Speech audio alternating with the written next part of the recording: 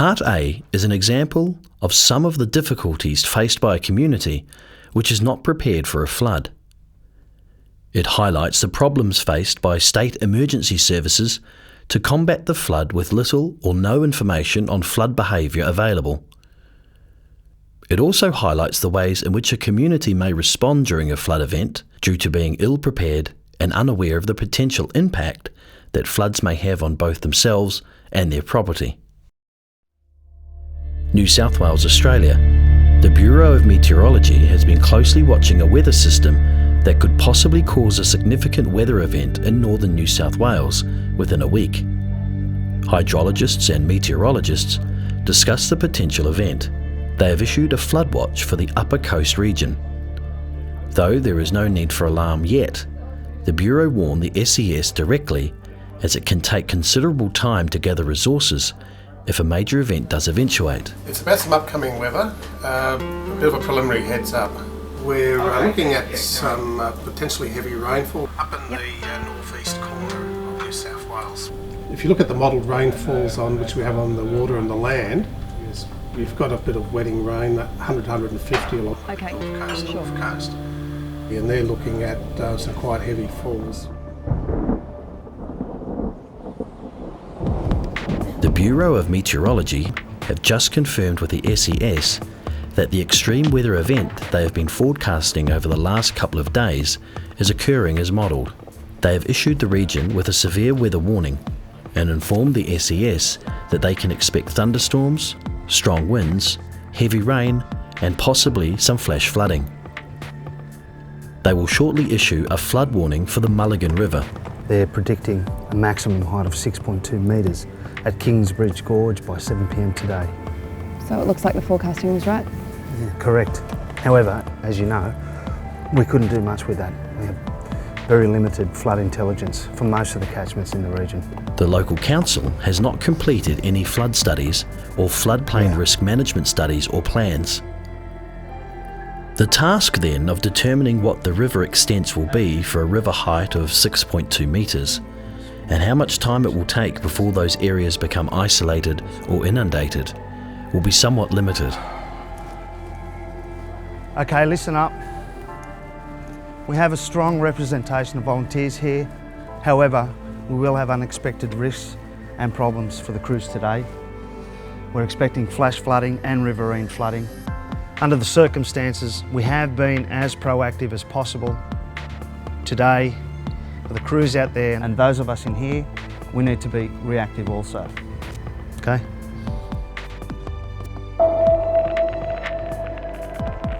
It's important to distinguish between riverine flooding, which is probably something that most people are very familiar with, and localised flash flooding.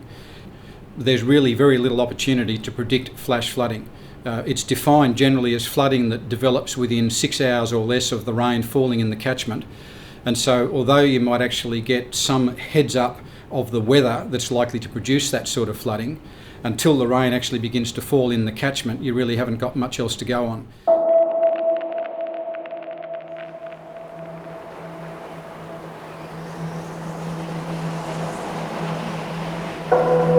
The storm is building and the residents in town brace for a damp night ahead. Those living near creeks with steep catchments nearby are most at risk of flash flooding. Hi. Hey. Hey Jane. Yeah? Looks like we might be in for a bit of rain. The lawn could do with a bit, I suppose. Hope so. Maybe council will let up on those tight water restrictions so you can wash your car. Or so the kids can wash our car. That time they started paying their way. The CBD nearby is part of the same catchment as the Smiths' home and is similarly prone to flash flooding. At present, business owners here are also relatively unconcerned about the impending storm. Hello. What are you doing here? Didn't you have a job lined up on Beckhoe today? No, the boss called, the job got cancelled apparently. I'm just going to grab a coffee. Do you want one? No, I'm fine, thanks. Could you just give me a hand to hang up some bits and pieces before you go home, sir? Just a few bits and pieces? Yeah, alright, I'll be back in a minute. Don't get wet.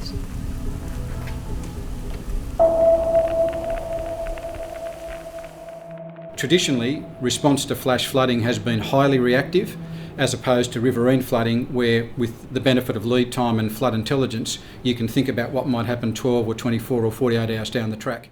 Riverine flooding is generally more widespread than flash flooding and can occur many hundreds of kilometres from the source of the initial rainfall. If modelling has been undertaken, there will likely be plenty of lead time given in a flood event. Unfortunately for those that live and make a living on the Mulligan River, this is not the case. What do you reckon, Curly? Can you smell something? Well, I reckon there's rain coming, don't you? That'll make that grass grow, won't it? Why, what it will. Me.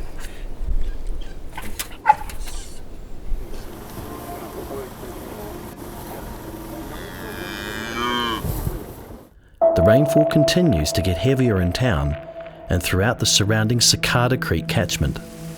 The volume of water running into Cicada Creek is amplified by the amount of paved surfaces in the primarily urban catchment. The bulk of the water is diverted by gutters to the storm water pipes that feed Cicada Creek, which begins to rise at an alarming rate.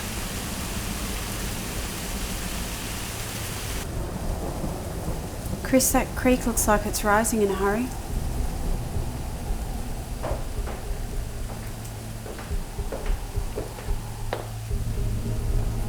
It's all okay still.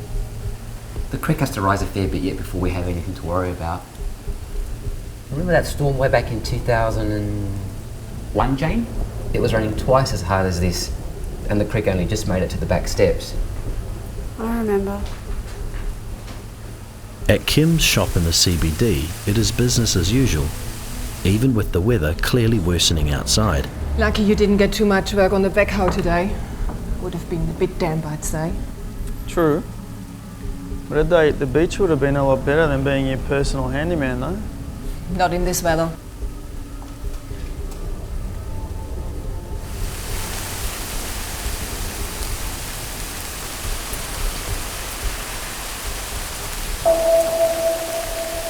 The rainfall on Moon Station is light compared to the storm in town, and at present there has been relatively no change in the levels of Mulligan River.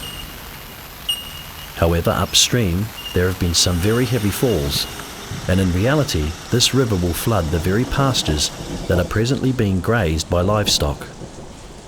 If Gus and surrounding farmers knew this, lunch may not be the priority.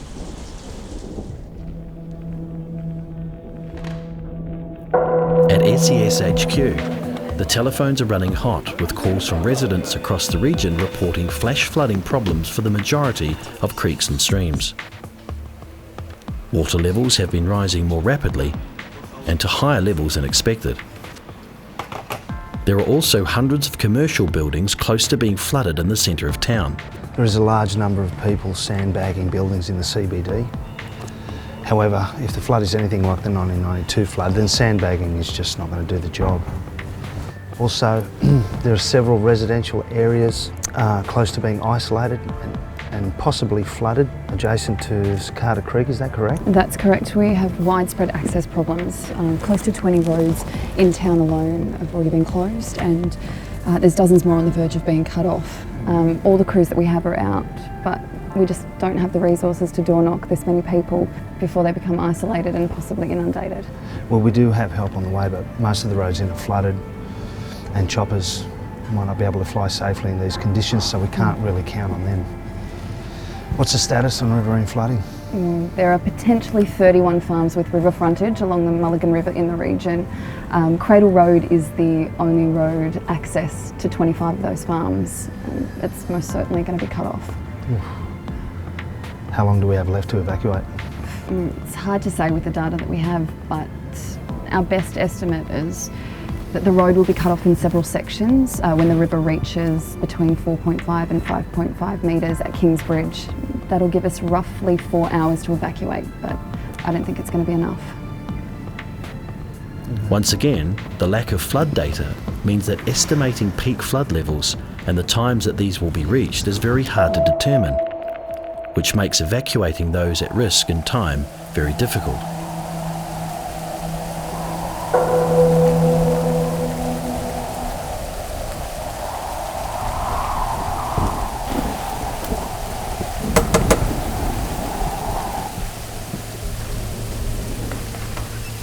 Lucy, hi. Come in.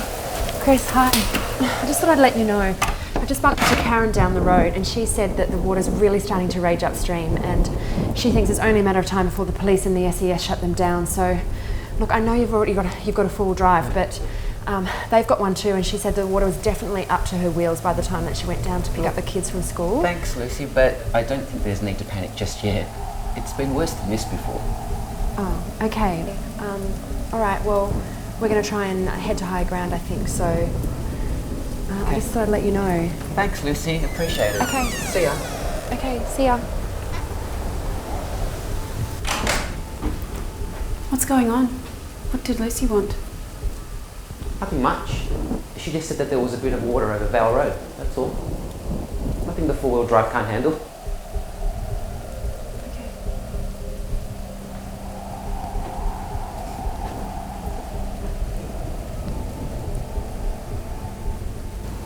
The biggest cause of death in floods is people trying to cross swollen waterways in vehicles.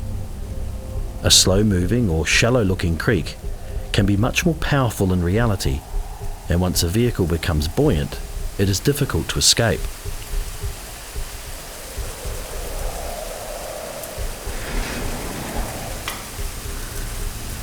No, I can't believe we didn't close the store and get started on this hours ago. We're never going to get home, you know. I know, Grego. I just didn't want to miss out on any customers. Things are pretty tight, you know? Yeah, well, if this place goes under, it's going to be a lot worse. They're sandbagging up the road, you know. It's grim, isn't it?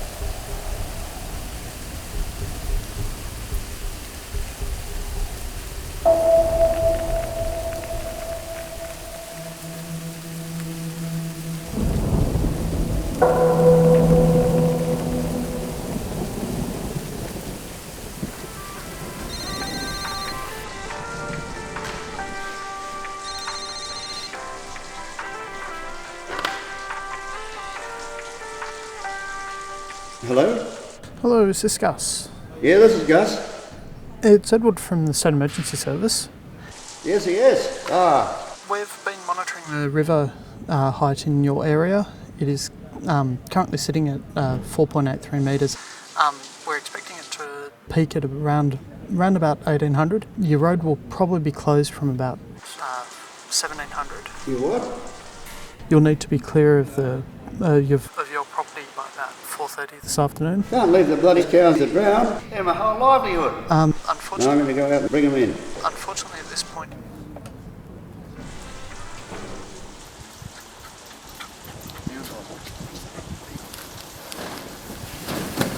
Dealing with a community uneducated in the risks of local flooding is only part of a growing list of concerns at SES HQ, where the situation is desperate and getting worse by the minute. The CBD has been completely inundated, with the majority of SES crews involved in the process of rescuing 200 people caught in the floodwaters.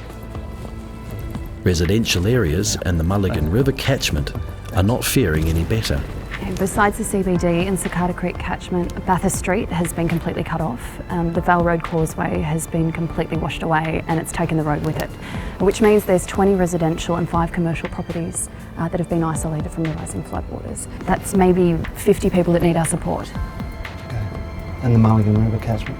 Unfortunately, our estimates were way off with the data we had.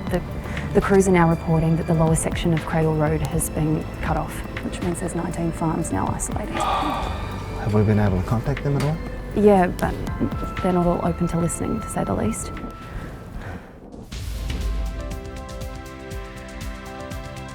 This is Mike Collins with the latest Upper Coast News update on the flood disaster. The CBD and residential areas adjacent to Cicada Creek appear to have been worst hit, with many people reported missing. The four-wheel drive you can see was found stranded, and eyewitnesses say the male driver and female passenger never appeared once the vehicle was engulfed by flood waters. There are major fears for their lives and for the lives of many others this evening as rescue efforts continue. Join us for a more detailed report in the news at 7.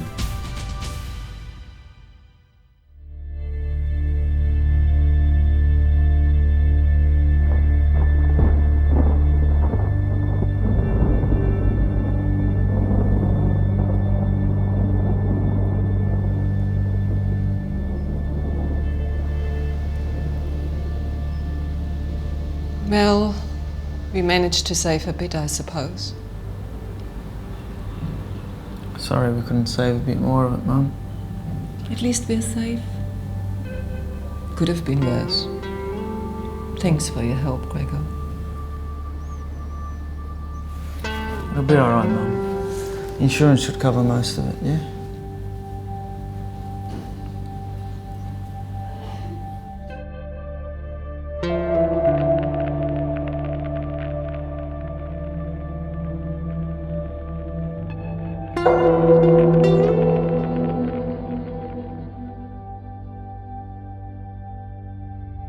As a result of Gus not taking notice of SES warnings, he's now lost his entire herd and is cut off from the rest of the community.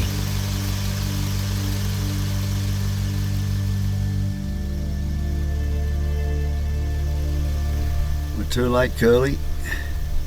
We're too late, mate. Just about lost the lot. All my good cows are gone. No money coming in. I don't know how we're going to get out of this one. I've got to go and face the missus now. She's not going to like it.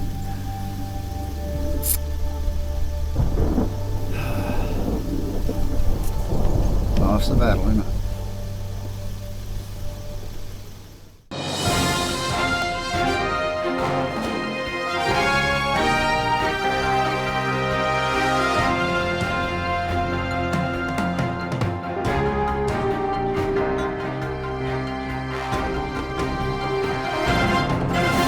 This is one of the worst flooding events the region has ever seen. The SES are working around the clock to provide relief to those who are stranded. Authorities have given no information yet as to how many people have been seriously injured in the disaster or how many families are now homeless. However, early reports from the evacuation centres set up by DOCS do not sound good, with many tales of tragedy and despair. It also seems that those residents with strength enough to speak have major questions at the general lack of warning given. People simply can't believe that in a world with so much technology and knowledge at our fingertips, a community such as this can be left so defenceless and unprepared for this kind of weather event. Without the floodplain risk management process in place in the region, it has been extremely difficult to plan for a flood event such as this one. And without a flood study of the Mulligan River, it was extremely difficult to predict both river levels and which areas were at risk of inundation. As it turned out, there were too many for the resources we had. Something that may have been avoided if a floodplain risk management study and plan were completed and development of the area more suitably controlled.